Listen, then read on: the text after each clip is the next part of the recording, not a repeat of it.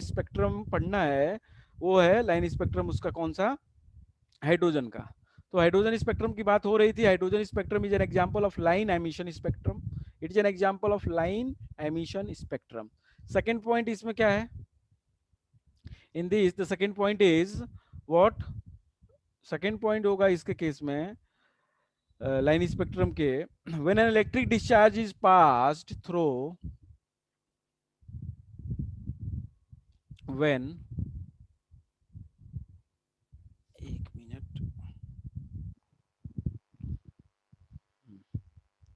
when when an electric discharge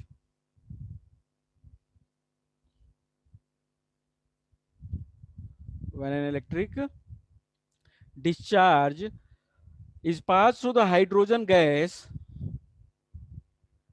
is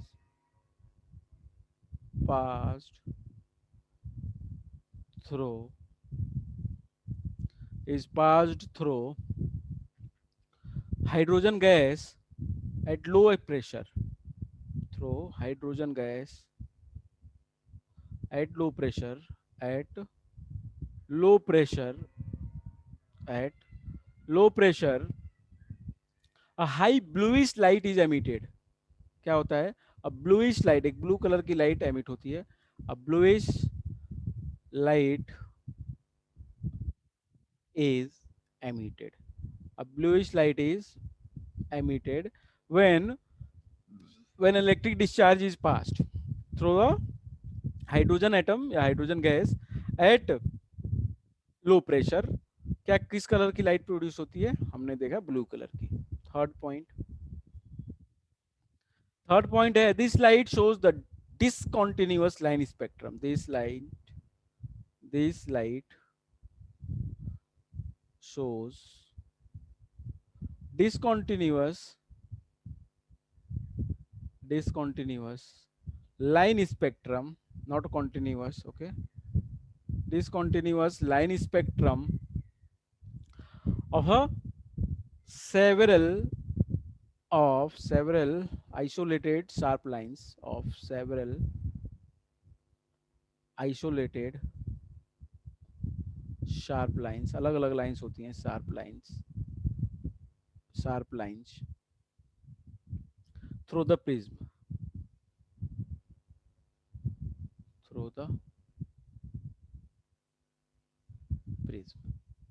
fourth point, next point is, सभी ये जो लाइनें, जितनी भी ये हाइड्रोजन की लाइनें हैं स्पेक्ट्रम की, all of these lines, all of these lines of H spectrum, of hydrogen spectrum,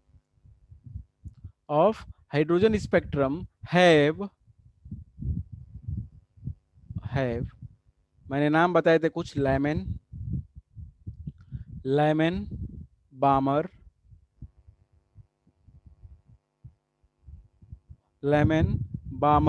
पाश्चेन, bracket, सब साइंटिस्टों के नाम है जिनने बताया है, bracket, Pfund and Humphrey series, bracket, Pfund and Humphry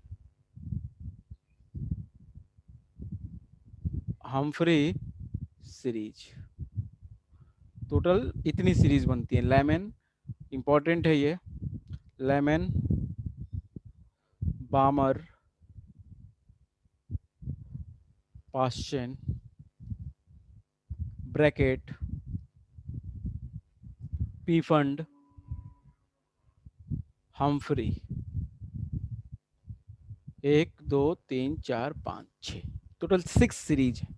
total 6 series हैं ये जो बनती हैं in the hydrogen spectrum. This different lines are drawn which are known as Lyman, Balmer, Paschen, bracket, Pfund and Humphrey series.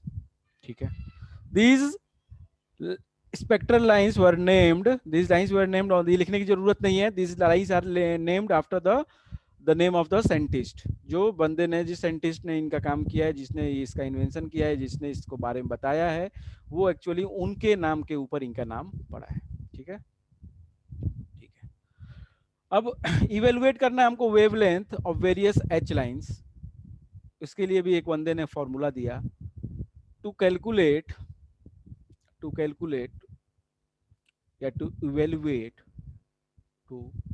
Evaluate wavelength evaluate the wavelength of the various h lines of, ये सारी जो lines हैं, various h lines of the various h lines, reads नाम का बंदा था, reads इस नाम से कार आती है, आप लोगों को पता होगा, मारुति की रीड्स, अब तो नहीं आती है, पहले आती थी। Reads introduced the expression, Reeds introduced following expression,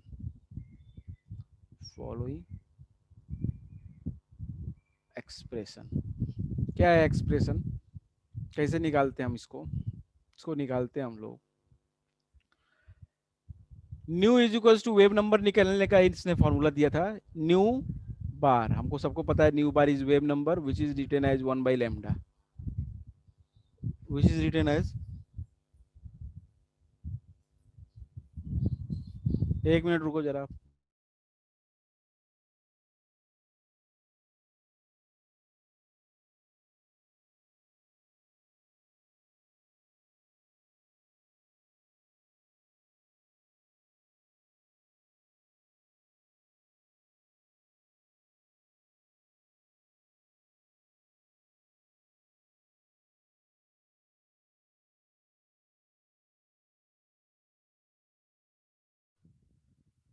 तो nu bar is the wave number that is equals to 1 by lambda, that is equals to 1 by lambda, 1 by lambda is equals to, अच्छा lambda is equals to क्या बताया था हमने formula, अगर आप लोगों को याद हो, nu is equals to c by lambda था, यस और नो, यस और नो, यस सर। तो इसमें 1 by lambda क्या लिख सकते हैं हम लोग, 1 by lambda क्या लिख सकते हैं, न्यू बाई सी, यस और नो, 1 by lambda क्या लिख सकते हैं, न्यू बाई सी, तो इसको हम लोग लिख लेते हैं, इसको हम लोग लिख सकते हैं, चलो ठीक है, इसको हटाएं, ये फॉर्मूला इसलिए मैंने बोला था इंपॉर्टेंट है, nu is equals to c by lambda, ये आपके बिल्कुल याद हो जाना चाहिए, आपके मतलब टंग पे होना चाहिए, तो 1 by lambda is equals to nu by c, we can write 1 by lambda is equals to nu by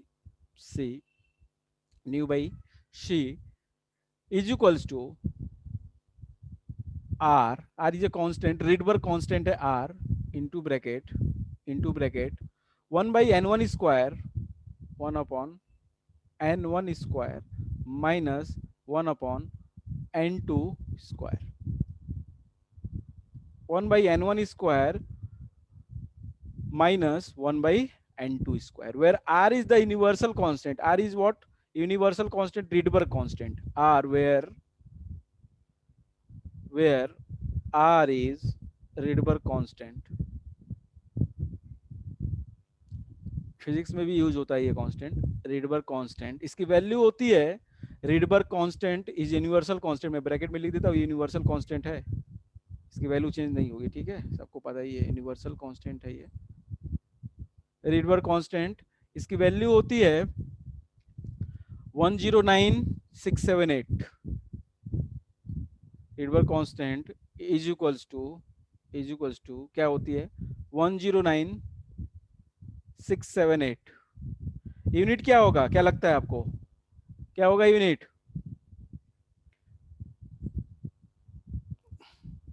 per unit length, yes और नो, न्यू बार क्या है, न्यू बार 1 अपॉन लेमडा है, लेमडा की यूनिट क्या होती है, डिस्टेंस है, लेमडा लेंथ है, यस और नो, तो इसका एक्चुअली है पर सेंटीमीटर, सेंटीमीटर में इतना पर centimetre, okay, this is the value, this should be kept in your mind, ये कई बार कांस्टेंट दे देता है, कई बार अगर ना हो तो आप इसको यूज कर सकते हैं, this is R Rydberg constant which is value is 109678 per centimeter, okay, 109678 ऐसे करके याद रखो, याद रखोगे याद रहेगा, 109678 पर सेंटीमीटर, ओके, बोलो भाई, ठीक है, प्रदीप, यस सर। ठीक है, तो this is the value of Rydberg constant R. Abhinav, ठीक है भाई? Yes, sir. अब ये N1 N2 क्या है, ये समझ में आ रहा है क्या आपको? किसी को समझ में आ रहा है N1 N2? N1 N2 कोई बता सकता है मेरे को? N1 N2 क्या है, बता सकता है कोई? एनीवन, बताओ। नमन, बता सकते हो N1 N2 क्या है इसमें? कोई आइडिया? मैंने कल आइडिया दिया था इसका, जस्ट बताओ जल्दी, कोई बता सकता है? Somnath, Priyanka, any idea about this? बोलो भाई, हाँ या ना में जवाब दो। नहीं पता है तो भी बोलो, पता है तो भी बोलो, कुछ तो बोलो। हम्म? फ्रीक्वेंसी। अरे N1 है, न्यू नहीं है, N1 है। फ्रीक्वेंसी कैसे होगा? कौन बताएगा? No one have idea of this? Sir, number of vibration. Number of Vibration. Vibration नहीं है। No no no. चलो ठीक है, बढ़िया ट्राई कर रहे हो, और कोई ट्राई कर। इजी है, आप जितना मुश्किल ले जा रहे हो वो उतना मुश्किल नहीं है, इजी है। नमन, ट्राई नहीं करना है? सर पता ही नहीं है सर क्या है ये। अरे यार, कल ही बताया था मैंने, ये बात गलत है आप लोगों की, कल बताया था मैंने। कौन बताएगा? कोई नहीं बता पा रहा है, चलो ठीक है। इसमें जो ध्रुव प्रकाश, आप बता सकते हो? संस्कार, नो सर। चलो भाई। ये N1 जो है, ये N1 की वैल्यू हमेशा 1 होगी। This is shells, N1 is the first shell, N2 can be the higher shell as compare to 1। मैंने बताया था ये फर्स्ट सेल है N1। N2 कुछ भी हो सकता है, सेकेंड हो सकता है, थर्ड हो सकता है, फोर्थ हो सकता है, डिपेंड करता है कि वो कहां से इलेक्ट्रॉन कूद के आ रहा है, फर्स्ट सेल में या ग्राउंड स्टेट में। बात याद आई आपको कुछ? यस। Yes, sir. तो N2 is basically the Yes, sir. Higher shell, higher energy shell, जो हायर एनर्जी शेल है जिससे एनर्जी रेडिएट करके, एमिट करके इलेक्ट्रॉन लोअर शेल में आ रहा है। और लोअर यहाँ पे N1 की वैल्यू 1 फिक्स है। वो ग्राउंड स्टेट का मतलब है कि लोवेस्ट जो है N1 is equal to 1, first मतलब के सेल में आ रहा है। Are you okay with it? के शेल में आ रहा है, ओके। वो कहाँ से आ रहा है? वो N2 की वैल्यू कभी 2 हो सकती है, कभी 3 हो सकती है, कभी 4 हो सकती है, कभी 5 हो सकती है। बात समझ में आई? यस। Yes, sir. अब ये बताओ, अब आप खुद से बताओ नमन, कि आपने N1 की वैल्यू 1 रख दी, इसमें फॉर्मूला में N1 की वैल्यू 1 रख दी, और N2 की वैल्यू मान लो 2 रख दो आप। सेकंड सेल की, सेकंड सेल से फर्स्ट सेल में आ रहा है इलेक्ट्रॉन, तो आपको न्यू बार या वेव नंबर या वेवलेंथ कैलकुलेट कर लोगे? उस पार्टिकुलर रेमिशन का, रेडिएशन का वेवलेंथ कैलकुलेट हो जाएगा? बोलो भाई। Yes sir. क्योंकि आर की वैल्यू तो पता है ना हमें, देखो आर की वैल्यू कांस्टेंट पता है, N1 की वैल्यू पता चल Yes. गई, N2 की वैल्यू पता चल गई, तो हम कैलकुलेट कर लेंगे। तो वो जो वेवलेंथ आएगा, वो जो वेवलेंथ आएगा, वो क्या आएगा? वो जो वेवलेंथ आएगा 1 बाई लेमडा आएगा। तो लेमडा करोगे तो अपोजिट कर दोगे, 1 बाई से 1 से डिवाइड कर दोगे, तो आपका आ जाएगा। बेसिकली ये जो एक्सप्रेशन है, ये न्यू बार का है, वेव नंबर का है, ठीक है। मतलब कि 1 बाई लेमडा का है, तो जो भी वैल्यू आएगी आपकी 1 बाई लेमडा की आएगी। उसके बाद 1 से डिवाइड करोगे जब आप इसको, तो आएगा आपका लेमडा। अब आप कैलकुलेट कर लो, अलग अलग N2 की वैल्यू रख रख के आप कैलकुलेट कर लो। N2 की वैल्यू एक बार 3 रखो, फिर N2 की वैल्यू एक बार 4 रखो। आप जरा कैलकुलेट करके बताना हमको, N1 की वैल्यू जब 1 रखते हो और N2 की वैल्यू 2 रखते हो, तो लेमडा की वैल्यू क्या आ रही है? जस्ट कैलकुलेट इट, खुद से जल्दी से कैलकुलेट करिए, जल्दी कैलकुलेट करिए, करिए जल्दी कैलकुलेट। आर की वैल्यू रखिए उसमें, N1 की वैल्यू 1 रखिए, N2 की वैल्यू 2 रखिए, और मेरे को बताइए लेमडा की वैल्यू क्या आ रही है।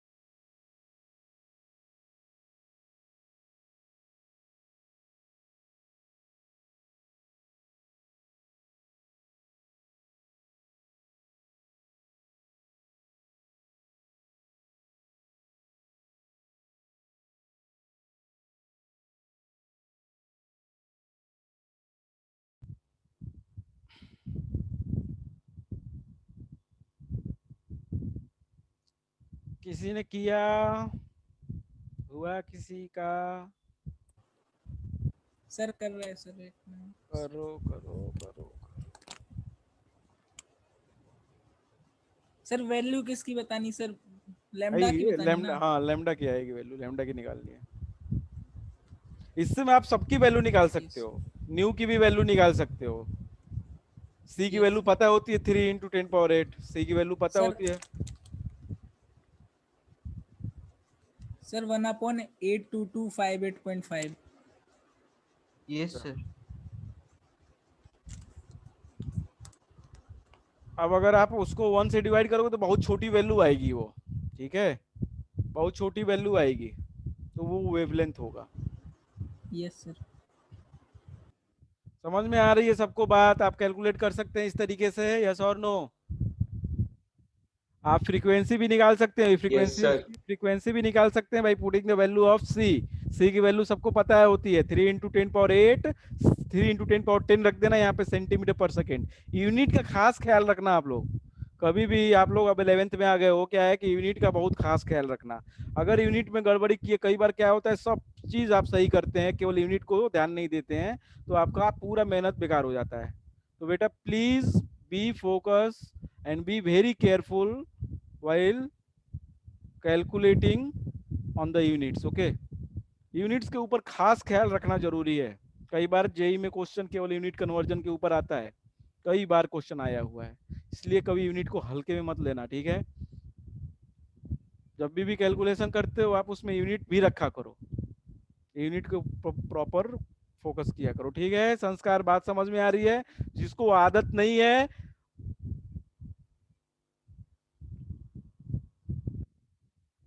जिसको आदत नहीं है ऐसे, वो आदत बनाएगा, ठीक है? आदत बनाओ ऐसी। Abhinav, are you getting my point? आदत बनाओ कि Yes, आप sir. यूनिट को प्रॉपरली रखा करो। यूनिट को प्रॉपरली जब रखोगे तो आप कभी भी कैलकुलेशन मिस्टेक तो आपसे होगी नहीं, मतलब लास्ट में आपका आंसर केवल यूनिट की वजह से गलत होने के चांसेस बिल्कुल खत्म हो जाएंगे। और अगर ऐसी आदत आपने केमिस्ट्री में बनाई तो फिजिक्स में भी रहेगी और मैथ में भी रहेगी। मैथ में तो कम आता है लेकिन फिजिक्स में आपकी बहुत हेल्प हो जाएगी। तो इसलिए फिजिक्स में कैलकुलेशन बहुत है, तो वहाँ पे भी यूनिट का बहुत खास ख्याल रखना रहता है, तो यूनिट के साथ बिल्कुल केयरफुल रहना है। आगे बढ़े हम लोग, कर सकते हैं हम लोग अलग अलग वैल्यूज के लिए, हर एक वैल्यू के लिए हम लोग जब n1 की वैल्यू 1 रखोगे, n2 की वैल्यू 2 रखोगे ना, तो जो सीरीज बनेगी वो लेमन बनेगी, जो वेवलेंथ आएगा वो लेमन सीरीज का आएगा, ओके? उसके बाद आएगा तो जब n2 की वैल्यू 3 रखोगे तो बामर का आएगा, n2 की वैल्यू जब 4 रखोगे पास्शन का आएगा, n2 की वैल्यू जब 5 रखोगे ब्रैकेट का आएगा, n2 की वैल्यू जब 6 रखोगे पीफंड का आएगा, और जब n2 की वैल्यू 7 रखोगे और n1 की वैल्यू 1 ही रखोगे तो हमफ्री सीरीज आ जाएगी। बात समझ में आई? यस, यस और नो? Yes sir. सर एक डाउट था सर। हाँ बोलो ना। सर अगर sir electron sir first number shell से सर सेकंड नंबर सेल को जाता है सर, जितना एनर्जी रेडिएट करेगा सर, अगर वो तो फोर्थ रेडिएट नहीं नंबर करेगा, नहीं नहीं, सेल को रेडिएट सर जंप करता है रेडिएट नहीं करेगा। लोअर से हाई जाएगा तो एब्जॉर्ब करेगा वो, हायर से लोअर आएगा तो रेडिएट करेगा। अब बताओ क्या कह रहे हो? मतलब सर अगर सर वो बढ़ता जाएगा कमता जाएगा या सर कांस्टेंट रहेगा? नहीं समझ में आया, क्वेश्चन नहीं समझ में आया हमको, क्या कह रहे हो आप? मतलब सर एनर्जी एब्जॉर्प्शन सर, अगर वो सर लोअर जाता रहा सर, वो बढ़ता जाएगा कमता जाएगा या कांस्टेंट रहेगा सर? मतलब कि जैसे आप कहना ये चाहते हैं कि जैसे मान लो ये है n is equals to 4, fourth shell है, फिर n is equals to third shell है, फिर n is equals to second है, और n is yes equals sir. To 1 है, ठीक है? आपका ये यस कहना सर। है कि जैसे फोर्थ से 1 पे आया, ठीक, यस सर।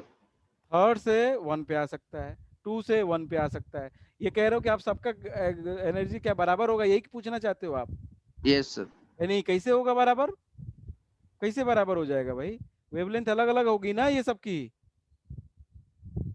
अभी तो वही तो मैं कह रहा था, इसमें वेवलेंथ अलग अलग आएगी कि नहीं आएगी? जब N1 की वैल्यू 1 रखोगे और N2 की वैल्यू चेंज होंगी, केवल N2 की वैल्यू 2 रखो, 3 रखो, 4 रखो, 5 रखो, तो बदलता जाएगा ना। Are you getting? No? Yes sir. तो ये अलग अलग वैल्यूज के लिए अलग अलग आएगा बेटा एनर्जी, मतलब आपका पहले तो वेवलेंथ अलग आएगा, तो वेवलेंथ अलग आएगा तो एनर्जी डेफिनेटली अलग आएगी, फ्रीक्वेंसी अलग आएगा। हम बनाएंगे ये सीरीज, हम अभी बनाएंगे, इसके ऊपर क्वेश्चंस भी करेंगे, ठीक है? नॉट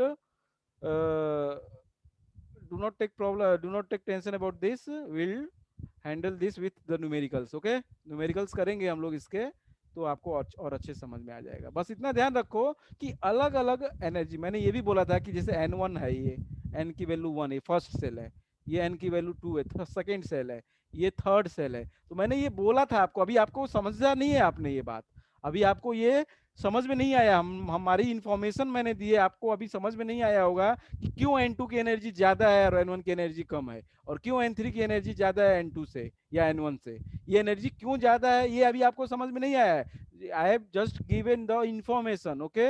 अभी आप एज ए इंफॉर्मेशन समझो इसको, क्योंकि अभी आपको ये समझाया नहीं गया है कि क्यों N इक्वल्स टू 3 की एनर्जी ज्यादा है, क्यों नहीं N2 की एनर्जी ज्यादा है, क्योंकि फोर्स तो इसके ऊपर ज्यादा काम कर रहा होगा, फोर्स तो इस वाले इलेक्ट्रॉन के ऊपर न्यूक्लियस का ज्यादा काम कर रहा होगा, तो इसके अंदर एनर्जी ज्यादा होनी चाहिए।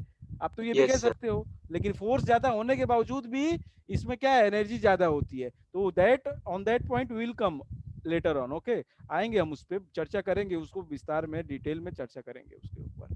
बात समझ में आ रही है? We will deal with that, वो देखेंगे हम धीरे धीरे। अभी आप धीरे धीरे इंफॉर्मेशन को समझो, एक बहुत बड़ा चैप्टर है ये, this is not a small and easy chapter, this is a very big chapter, okay? बहुत लंबा चैप्टर है, इसमें बहुत सारे कॉन्सेप्ट्स हैं, तो इसको लाइटली बिल्कुल ना लो, और इसको सेग्रीगेट बिल्कुल मत करना। सेग्रीगेट इन द सेंस कि इसको जिस दिन जो जो पढ़ाया जाए, जैसे जैसे पढ़ाया जाए, उसको उस दिन ऐसे खत्म किया करो। अगर आप सेग्रीगेट कलेक्ट करते रह जाओगे तो लास्ट में ऐसा आएगा कि बम फूट जाएगा, कुछ भी नहीं हो पाएगा, लगेगा कि अरे यार इस चैप्टर में तो कुछ है ही नहीं, क्या पढ़े हम, या ऐसा लगेगा कि बहुत कुछ है, क्या पढ़े हम, दोनों में से ऐसे लगेगा। ये दो चीज लगती है, या तो लगेगा कि कुछ समझ ही में नहीं आ रहा है, और या तो ये लगेगा कि यार बहुत है, बहुत कुछ है, इसमें क्या क्या पढ़े हम पहले। तो इसलिए be very regular in this chapter, okay? Regularly इसको रिवाइज करो, ये उतना आसान नहीं है जो हमने स्ट्रक्चर ऑफ एटम पढ़ा था 9th में, इस बात को समझो। 11th का है, यहाँ पे बहुत सारी चीजें हमको देखनी है, बहुत सारी चीजें देखनी है, तो आप प्रॉपरली इसको रिवाइज करते रहो, जो जो चीजें पढ़ते जा रहे हो। बात समझ में आई? Yes, sir. हल्के में लोगे, if you take it in light, बहुत समस्या आ जाएगी इन इन अपकमिंग चैप्टर्स। इसके बाद जो चैप्टर है वो तो इससे भी बहुत इंपॉर्टेंट है, chemical bonding and molecular structure, मतलब कि वो पूरा फाउंडेशन है आपकी उसका, मतलब कॉम्पिटिटिव एग्जाम में कम से कम 10 to 12 नंबर का केवल वहीं से आता है, केमिकल बॉन्डिंग मॉलिक्यूलर स्ट्रक्चर से कम। तो हर साल 3-4 क्वेश्चन जेई में, अगर जेई दे रहे हो तो जेई में 3-4 क्वेश्चन, या नीट में दे रहे हो तो नीट में 1-2 क्वेश्चन कम से कम। नीट में वैसे 4 नंबर का एक क्वेश्चन आता है, तो 2 ही आ गया तो 8 नंबर हो गया ना, 2 ही क्वेश्चन आ गया 8 मार्क्स का, 8 मार्क्स का हो गया। टोटल 45 क्वेश्चन आते हैं केमिस्ट्री के, 45 में से अगर 2 क्वेश्चन आ गए केवल केमिकल बॉन्डिंग, 2 से 3 आ गए, वैसे 2 नहीं आते, 3 आ ही जाते हैं।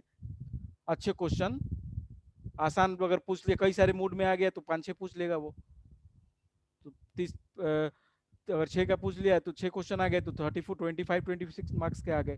तो आप इसको लाइटली मत लो।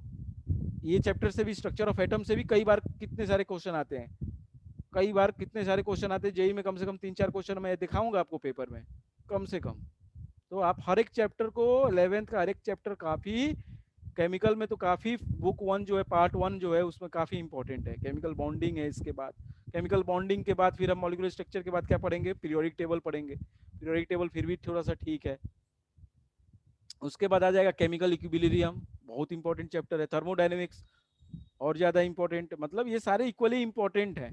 इसलिए क्या है कि आपको रेगुलरली, अब ऐसा नहीं होने वाला है कि आप अरे इसके बाद आसान चैप्टर आएगा तब तक हम प्रिपेयर कर लेंगे स्ट्रक्चर ऑफ एटम, नहीं।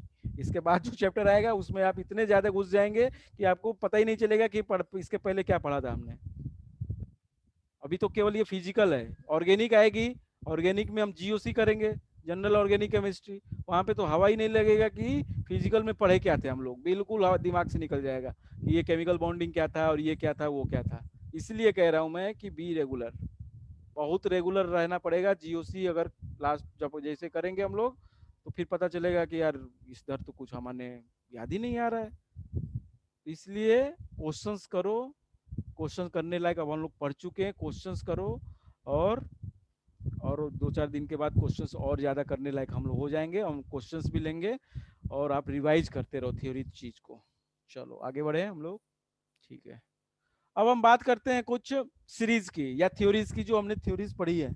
जो हमने थ्योरीज पढ़ी हैं, सबसे पहले मॉडल्स की बात करते हैं, एटॉमिक मॉडल्स की। एटॉमिक मॉडल्स मैंने बोला था आप लोग पढ़ के आइएगा, पढ़ लिए होंगे, चलो अच्छी बात है। हम डायरेक्टली लिखेंगे नहीं बहुत ज़्यादा, हम डायरेक्टली मॉडल्स की बात करते हैं। जो मॉडल्स हैं एटॉमिक मॉडल्स, ओके। तो एटॉमिक मॉडल्स कैसे कैसे आते गए एटॉमिक मॉडल। सबसे पहला कौन सा आया मॉडल? प्लम पुडिंग का मॉडल आया, थॉमसन मॉडल, यस और नो? सबसे पहले जो मॉडल आता है वो कौन सा आता है? प्लम पुडिंग और थॉमसन, उसको क्या कहा जाता है? थॉमसन मॉडल कहा जाता है।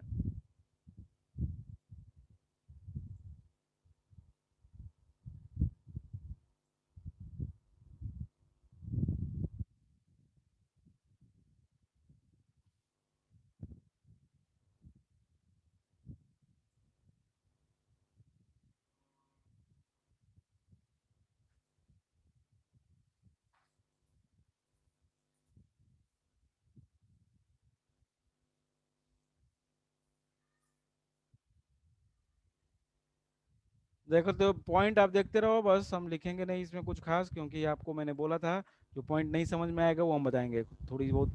पहला मॉडल है plum pudding model of Thomson, ठीक है। ये बोला कि जो एटम है वो एक तरबूज जैसा है। प्लम पुडिंग मतलब कि एक तरबूज जैसा, इसने बोला, ठीक है। बोला कि एक एटम जो है तरबूज जैसा है, उसमें जो सीड्स होती हैं, सीड्स, वो सीड्स जो हैं they are basically the what, they are basically the negatively charge electrons. वो क्या है? इलेक्ट्रॉन्स हैं। बाकी जो पूरी जगह है, वो जो जगह है वो पॉजिटिव चार्ज है। बाकी जो पूरा स्फीयर है वो पॉजिटिव चार्ज है, और जो सीड्स हैं, सीड्स वो है इलेक्ट्रॉन्स।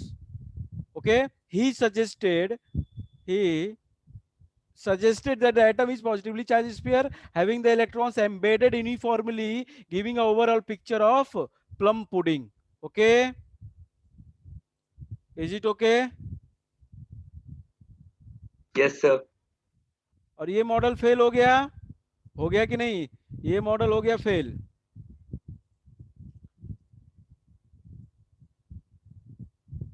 ये मॉडल हो गया फेल। तो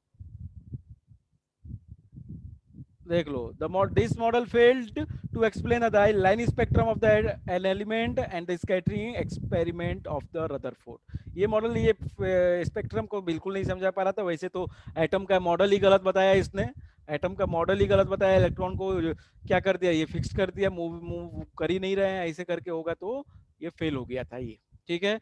इसके बाद जो मॉडल आता है कौन सा आता है? रदरफोर्ड का न्यूक्लियर मॉडल।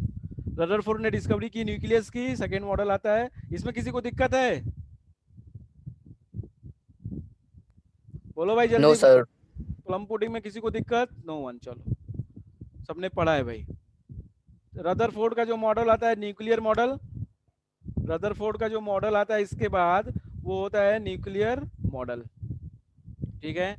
तो उससे न्यूक्लियस की डिस्कवरी होती है।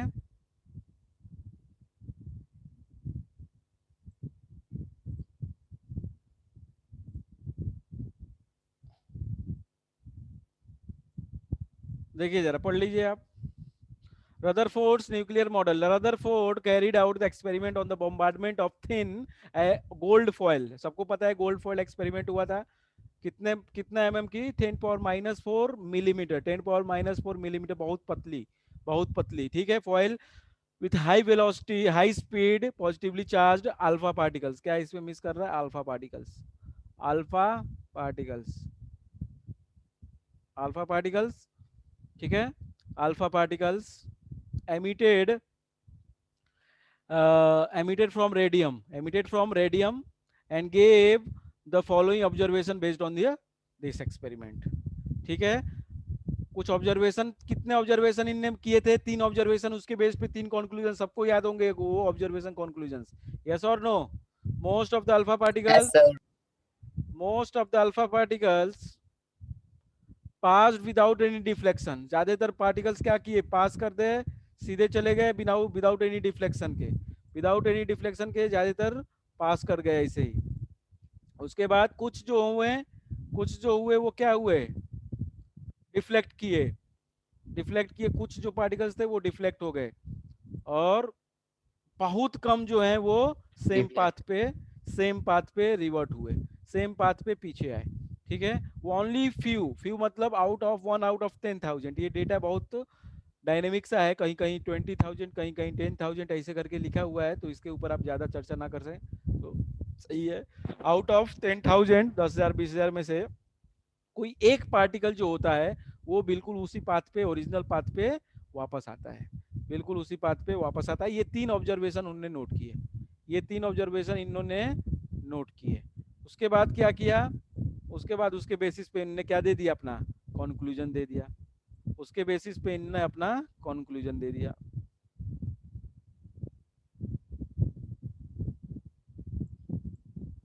ठीक है, देखो ऐसा है कुछ ज्यादातर सीधे चले गए, कुछ डिफ्लेक्ट हुए, एक जो दिख रहा है यहाँ पे वो वापस हो रहा है। ठीक है, अब इस ऑब्जर्वेशन से इनने क्या किया? इनने कंक्लूजन निकाले। क्या क्या कंक्लूजन निकाले? सारे कंक्लूजन वो नहीं लेंगे हम लोग जो बचपन में पढ़े हैं, वो हमको सबको पता है। जो अभी की कंक्लूजन्स है, मतलब जो उसके कंक्लूजन, इंपॉर्टेंट कंक्लूजन है, हम उसकी बात करते हैं। क्या है कि पहले वाले का कंक्लूजन क्या होगा? ज्यादातर खाली स्पेस है, यस और नो? ज्यादातर क्या है? एम्प्टी स्पेस है, किसके अंदर? एटम के अंदर। पहले वाले का जो कंक्लूजन होगा कि मतलब ज्यादातर सीधे चले गए, इसका मतलब क्या? खाली जगह है, तो वो कंक्लूजन है उसका।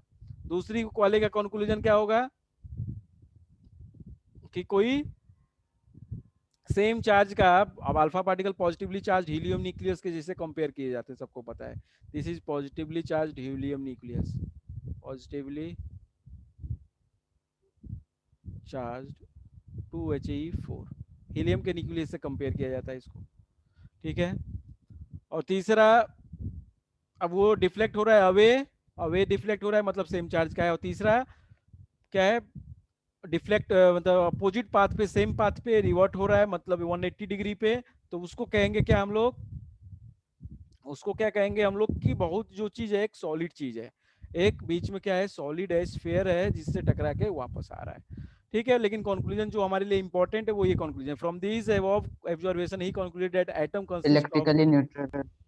एटम कंसिस्ट ऑफ न्यूक्लियस की डिस्कवरी इस एक्सपेरिमेंट से होती है। ठीक है, कई बार ऑब्जेक्टिव टाइप क्वेश्चन में ये पूछा जा चुका है, कई बार पूछा जा चुका है कि न्यूक्लियस की डिस्कवरी कौन किया था और किस एक्सपेरिमेंट में हुआ था। ठीक है, तो nucleus which is small in size but carries entire mass, contains all the neutrons and the proton, सबको पता है। चलो, इससे ये डिस्कवरी हुई थी, इससे ये पता चला था।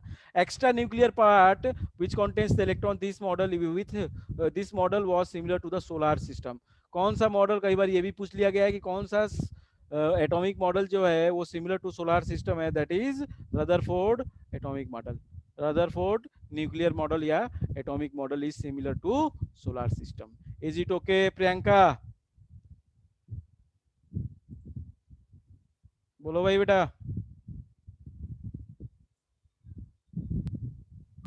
यस। ठीक है, अब हम कुछ न्यूक्लियस की खासियत पढ़ लेते हैं। न्यूक्लियस की कुछ खासियत और प्रॉपर्टीज है न्यूक्लियस की।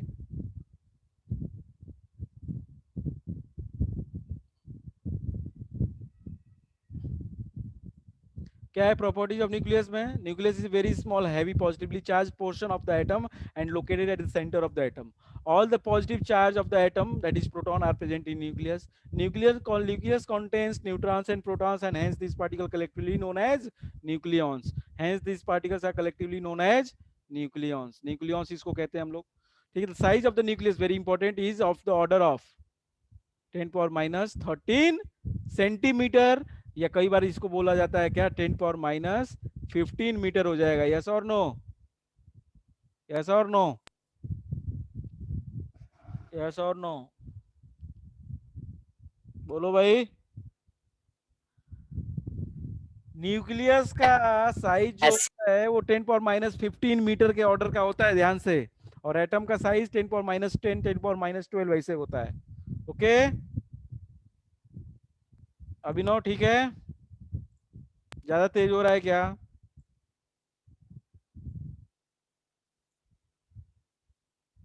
Is it fast?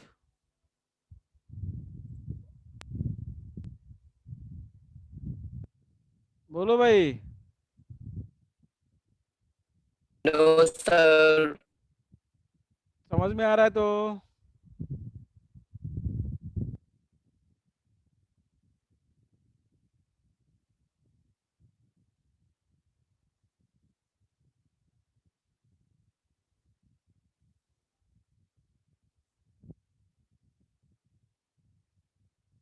बोलो भाई बच्चों, बोल ही नहीं रहा है कोई यार। प्रदीप ओके? Yes, sir. चलो ठीक है, तो अच्छी बात है ये। कुछ पॉइंट्स न्यूमेरिकल हैं तो मैं लिख दे रहा हूँ। वो 5th पॉइंट है इसका कि फर्मी में पता ही है आपको। 5th फर्मी है, फेम्टोमीटर या फर्मी मीटर कहते हैं उसको। The volume of nucleus is about, ये एक्स्ट्रा इंफॉर्मेशन है, रख सकते हो आप। The volume of nucleus, the volume of nucleus, the volume of nucleus is about 10⁻39. Nucleus is about 10⁻39 centimeter cube. 10⁻39 centimeter cube, and that of atom is, and volume of atom, that of atom is 10⁻24. 10⁻24 centimetre cube, ठीक है? 10⁻24 centimetre cube. तो आप देख सकते हैं यहाँ पे कि जो वॉल्यूम ऑफ न्यूक्लियस है वो कितना छोटा है। देखो जरा एक बार, वॉल्यूम ऑफ न्यूक्लियस है वो कितना छोटा है एटम के न्यूक्लियस से, अरे एटम के वॉल्यूम से। देख रहे हैं आप कितना छोटा होगा? 10⁻15 सेंटीमीटर क्यूब छोटा होता है। बताओ, इतना छोटा होता है। 10⁻15 का मतलब समझ रहे हो आप लोग? अब यू कैन नॉट मतलब really observe the value of 1/10⁻15 is basically 1/10⁻15। और 10⁻15 का मतलब 1 के बाद 15 जीरो है। 1 पे कितने जीरो हैं? 15 जीरो। बहुत छोटी वैल्यू है, बहुत ही छोटी वैल्यू है, ठीक है? चलो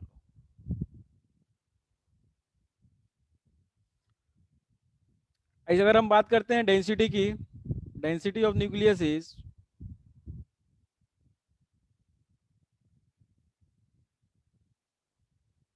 density of nucleus, density of nucleus is of order of, is of order 10⁻15 10 to the power 15 ग्राम पर सेंटीमीटर क्यूब। डेंसिटी किस ऑर्डर का है? 10⁻15 ग्राम पर सेंटीमीटर क्यूब का है। डेंसिटी का ऑर्डर देखिए 10⁻15 है, ठीक है?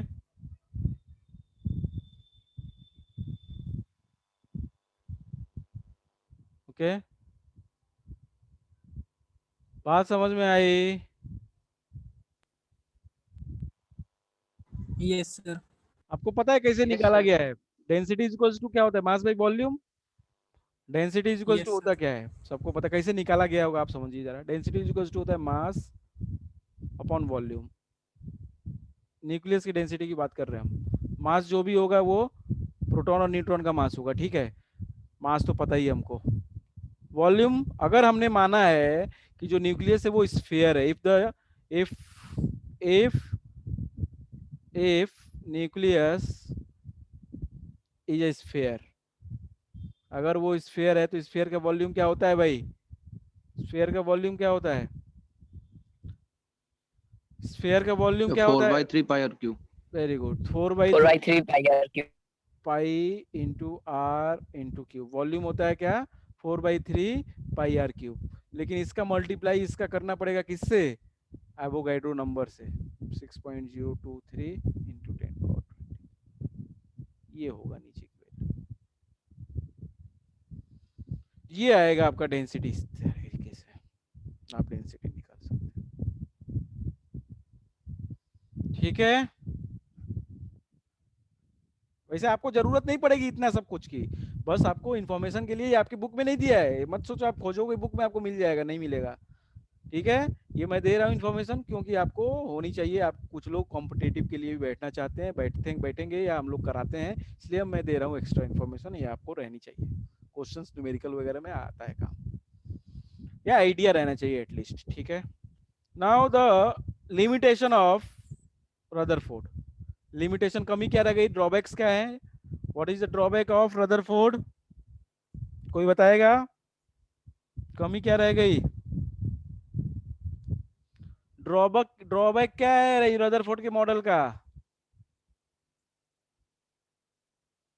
अरे यार, इतनी बार पढ़ा है आपने ये बात, इतनी गलत बात है।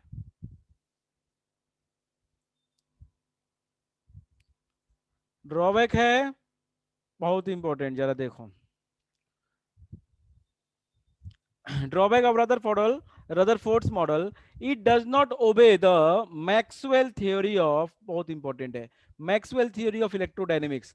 मैक्सवेल एक बहुत बड़ा नाम है फिजिक्स में, आप लोग इसका मैक्सवेल के इक्वेशन पढ़ोगे, पूरी पूरी जो आपकी मैग्नेटिज्म और इलेक्ट्रिसिटी मैग्नेटिज्म है, वो पूरा इन्हीं की देन है, मैक्सवेल की देन है पूरी इलेक्ट्रिसिटी और magnetism. Electricity and magnetism, basically magnetism पूरी देन है मैक्सवेल की। ठीक है, मैक्सवेल की 4 इक्वेशंस होती हैं, वो आप फिजिक्स में पढ़ेंगे। ठीक है, शायद इलेक्ट्रिसिटी मैग्नेटिज्म 11th में 12th में है आपके? सर 10th में था sir, Maxwell's right hand 12th में नहीं, अरे वो तो ही बच्चों वाली चीज पढ़ा है आपने। ठीक है, 12th में पढ़ोगे आप इलेक्ट्रिसिटी मैग्नेटिज्म पूरी आगे बढ़ के, और ज्यादा जो है एक्चुअली मैक्सवेल की इक्वेशंस, और मैक्सवेल ने क्या इससे बताई थी, मैग्नेटिज्म का क्या क्या क्या किया था, वो सब कुछ डिटेल में पढ़ोगे। चलो ठीक है, कोई बात नहीं, वो जब पढ़ोगे तो पढ़ोगे। मैक्सवेल ये कहता है, हम अभी बताते हैं, मैक्सवेल ये कहता है कि according to Maxwell, a small charged particle moving around an oppositely charged center continuously loses its energy। ये बोला था मैक्सवेल ने ये बोला था। क्या इसका मतलब क्या है? इसका मतलब छोड़ दो, इसने तो इतना तक बोला था कि अगर कोई क्या है, चार्ज पार्टिकल है जिसके पास मास हो, अगर वो मूव करेगा या रेडिएट करेगा या घूमेगा या चलेगा, मोशन में रहेगा, तो उसको क्या करना पड़ेगा? उसको एनर्जी रेडिएट करना पड़ेगा। Are you getting my point? जैसे आप हो, आपके पास मास है, ठीक है, आप दौड़ते हो तो आपकी एनर्जी रेडिएट होती है, आप थकते हो कि नहीं थकते हो? Yes sir. ठीक है, ऐसा ही है कि अगर कोई चार्ज या कोई जिसके ऊपर मास है, वो चीज घूम रही है या चल रही है, तो वो एनर्जी क्या करेगी? रेडिएट करेगी, डेफिनेटली एनर्जी रेडिएट करेगी। तो इसका मतलब है उसका एनर्जी कम होना है, उसका मतलब है कि एनर्जी क्या होना है? कम होना है। लेकिन रदरफोर्ड ने क्या बोला था? रदरफोर्ड ने ये बोला था भैया कि ऐसा नहीं है। रदरफोर्ड ने बोला कि एक न्यूक्लियस है, रदरफोर्ड ने जो बोला, सोलर सिस्टम का पता है ना आप लोग को सब, वो उतना मैं डिटेल में जा नहीं रहा हूँ क्योंकि आपको सब पता है ये। ठीक, मैं बस, अगर आप लोग नहीं पता है तो मैं बता दूंगा। ये पॉजिटिव है न्यूक्लियस, ऐसा बोला किसने? रदरफोर्ड ने। और बोला कि एक पाथ है, ये एक्चुअली इमेजिनरी पाथ है, this is imaginary path, imaginary path. एक पाथ है सर्कुलर जिसमें इलेक्ट्रॉन घूमता है, ये बोला किसने? रदरफोर्ड ने। बोला है इलेक्ट्रॉन जो है वो घूमता रहता है पाथ पे, एक पाथ ट्रेस करता है, वो एक लोकस ट्रेस करता है। लोकस आप पढ़ोगे मैथ में, लोकस। ठीक है, तो this is basically the path traced by the electron around the nucleus was told by what? किसके द्वारा? रदरफोर्ड के द्वारा।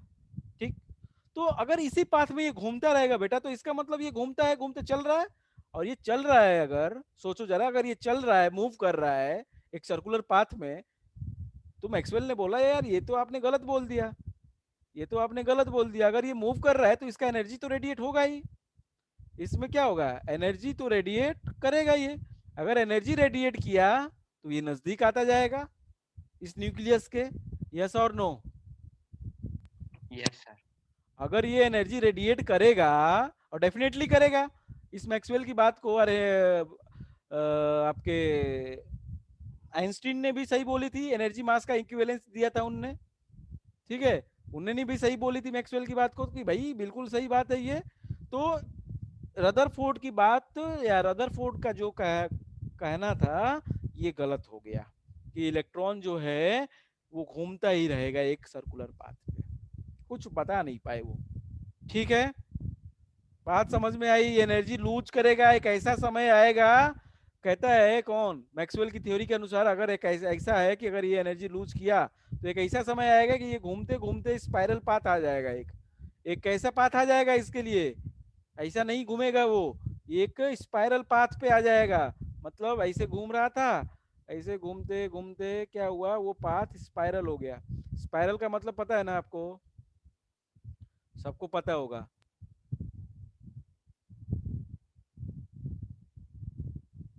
ऐसे घूमते घूमते घूमते घूमते घूमते घूमते घूमते घूमते वो न्यूक्लियस में जाके गिर जाएगा इलेक्ट्रॉन, ये इलेक्ट्रॉन था, यहाँ पे पॉजिटिव चार्ज न्यूक्लियस था, वो इलेक्ट्रॉन जाके ऐसे एनर्जी कम होती नजदीक जाता होता जाएगा, नजदीक होते होते होते होते एक समय ऐसा आएगा कि वो जाके अंदर गिर जाएगा, वो क्या हो जाएगा, न्यूक्लियस के अंदर गिर जाएगा, एग्जिस्टेंस खत्म हो जाएगी एटम की भाई, क्या खत्म हो जाएगी, एटम एग्जिस्ट ही नहीं करेगा, तो इसलिए ये गलत है। इसलिए जो रदरफोर्ड का मॉडल है वो एक सबसे बड़ी कमी है रदरफोर्ड के मॉडल में। Are you getting my point? Is it okay to everyone? Yes sir. भाई किसी को दिक्कत है बता दो मेरे को जल्दी से, किसी को Yes, समस्या है? sir. नमन, हमको लग रहा है तुम्हारे कोई समस्या है मन में, कोई डाउट है बताओ। नहीं है सर। तो ये इलेक्ट्रॉन एक समय ऐसा आएगा कि ये जाके अंदर गिर जाएगा न्यूक्लियस के, और स्टेबिलिटी जो होगी एटम की वो खत्म हो जाएगी, तो ऐसा नहीं हो सकता।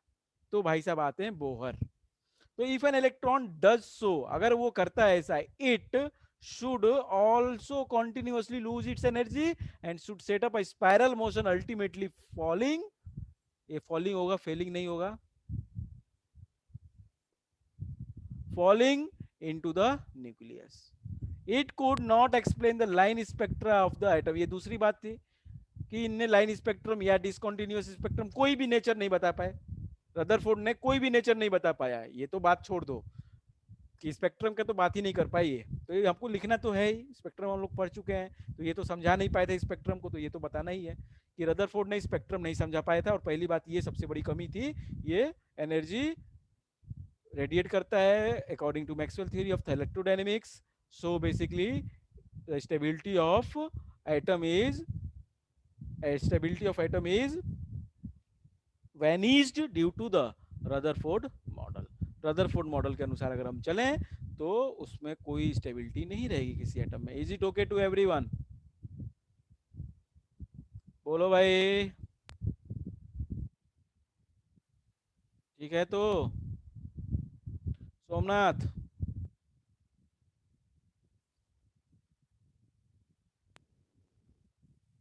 Yes, संस्कार, sir. संस्कार ठीक है? Yes, sir. चलो अगली थ्योरी है प्लैंक्स की, पढ़ लेते हैं, बोहर से पहले इसको पढ़ लेते हैं हम लोग। प्लैंक्स क्वांटम थ्योरी है, अब आ रहे हैं हम लोग क्वांटम में, धीरे धीरे हम आ जाएंगे, हम लोग की पुरानी चीजें खत्म हो जाएगी, अब हम लोग आएंगे जिसमें मजा आएगा पढ़ने में, ठीक है? अब हम लोग आ रहे हैं प्लैंक्स की quantum theory.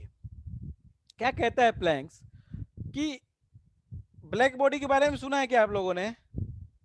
Have you ever heard about black body? पढ़ा होगा आपने फिजिक्स में, ब्लैक बॉडी रेडिएशन पढ़ा है? पढ़ा है क्या 10th में? क्यों भाई? पढ़ा है कि यस और नो? ब्लैक बॉडी पढ़ा है?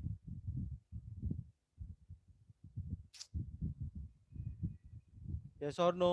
नहीं नहीं सर। चलो, ब्लैक बॉडी एक ऐसी बॉडी एक बॉडी है जिसको मतलब क्या होता है, वो हर एक वेवलेंथ को या हर एक वेवलेंथ को या लाइट को क्या करता है, एब्जॉर्ब कर लेता है और रेडिएट भी करता है।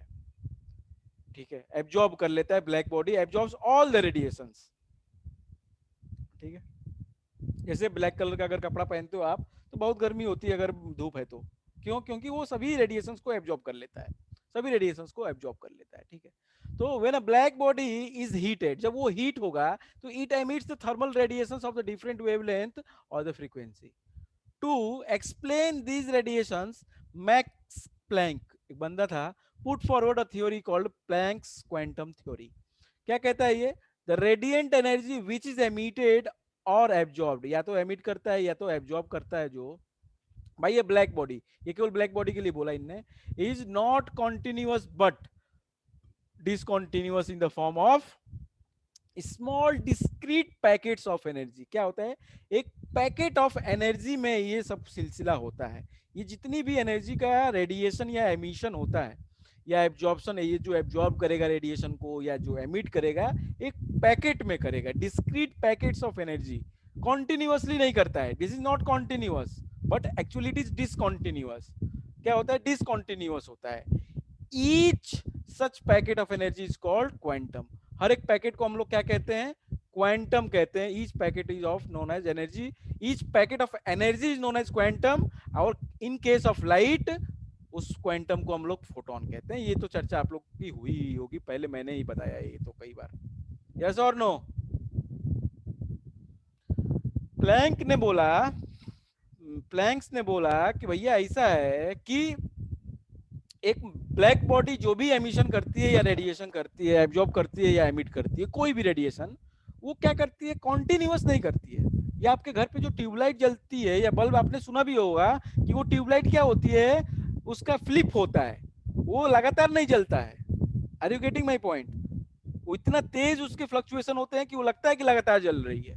तो एक्चुअली वो जो एनर्जी भी एमिट करती है, जो लाइट एमिट करती है, वो भी एक पैकेट में करता है। किस में करता है?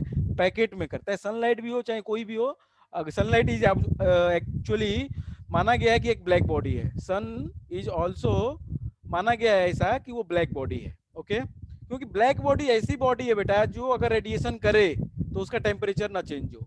बात समझ में आ रही है? वो टेम्परेचर ना बदले उसका।